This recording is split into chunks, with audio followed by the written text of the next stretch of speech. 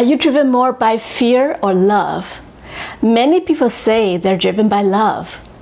But in fact, a lot of times we're driven by fear, afraid of not fitting in, not being loved, or not good enough. There's even more fear in relationships. People worry about their body images or performance. When our attention is on fear, we lose the most important thing, which is presence. Without presence, there's no real connection. Hi, I'm Lady Jane. I'm a coach, and I support people to build confidence in their love, sex, and relationships.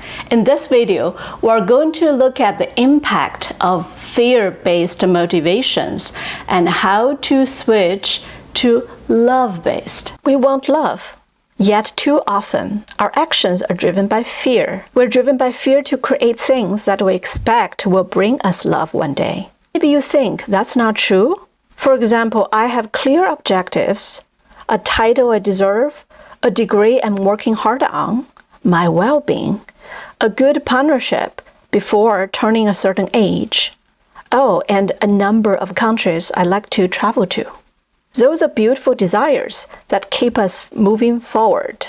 But fear can be sneaky, and it works quite well when we are just starting, like in our early career, we build our social status and learn know-hows. The default motivation I grew up with was fear. Fear-based motivation sounded like encouragement. Something like, if you don't study well, you will lack the respect of others. If you don't work hard, you will earn little and live poorly.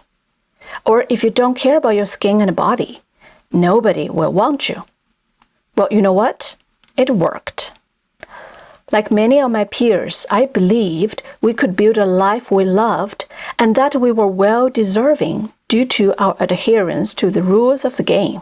Meanwhile, the teachers and parents kept reminding us, be modest. Don't celebrate too early. You're not there yet. Until then, I'd say to myself, don't enjoy your life yet and keep moving on to the next goal. What I observe in people with high stress is that they say they want peace and love. However, peace is somewhere in the future associated with achievement.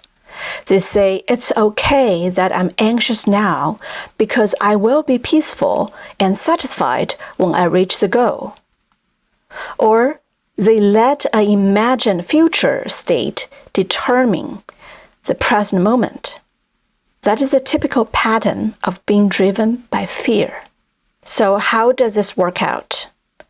If we keep allowing ourselves to be driven by fear, even if the goal is achieved, our default state is to look for the next target, which keeps us anxious, fearful, and chasing peace in the future moment.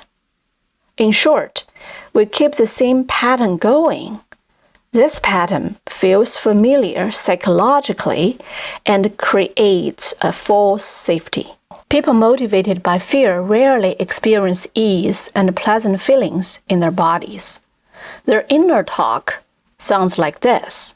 Good moments won't last long, so it's not worth feeling good. Someone will look at me differently if I celebrate what I have now. I will be lazy if I feel good about what I have gotten so far. Oh, I'm too much. How can I celebrate myself when if we change the context to the bedroom, one could be anxious because they don't have the intimacy, pleasure, or orgasm they expect to have, or feel bored because they can't identify the next goal to keep them excited. Excluding any physical reasons, mental stress and anxiety is a top killer of intimacy. Intimacy is a place where we can't pretend to be present. We can't perform from fearful thinking. The body doesn't lie. What is the antidote to fear-driven actions? Jumping from fear to love doesn't happen all at once. It takes a few steps in between. It starts with being neutral to feeling good in your body. Neutral is a step up from feeling fear. Acknowledge that feeling good at present is the pathway to feeling great in the future. The next thing you may add daily is to pay attention to what brings joy to your 5 senses. For example, what smell makes you relaxed? What flavor do you like to drink? What color energizes you? Begin to connect to more of the elements of your surroundings and ask yourself, how can I better enjoy the moment even 2% more? You will be surprised that a 2% increase in enjoyment will make a vast difference over time. How does this idea apply to intimacy? Well, the 5 senses work wonderfully in intimate connection. What scent calms you down? What music do you like to hear to get out of your head? Where in your body do you want to be touched? Do you want a firm or soft touch from your partner?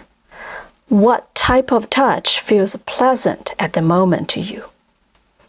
Intimacy starts with how well you feel in your body, and then how openly you can communicate what you notice in you with your partner. The springboard of switching from fear-driven actions to love-driven actions is to notice what feels good in your body and surroundings at each moment. Connect with the elements, and turn up the volume by 2% each time. Okay, that was a brief introduction on how to switch from fear-based to love-based motivation. There's a lot more to say about this topic, so if you want to hear more relevant topics, please leave a comment below. I'm Lady Jane. See you next time.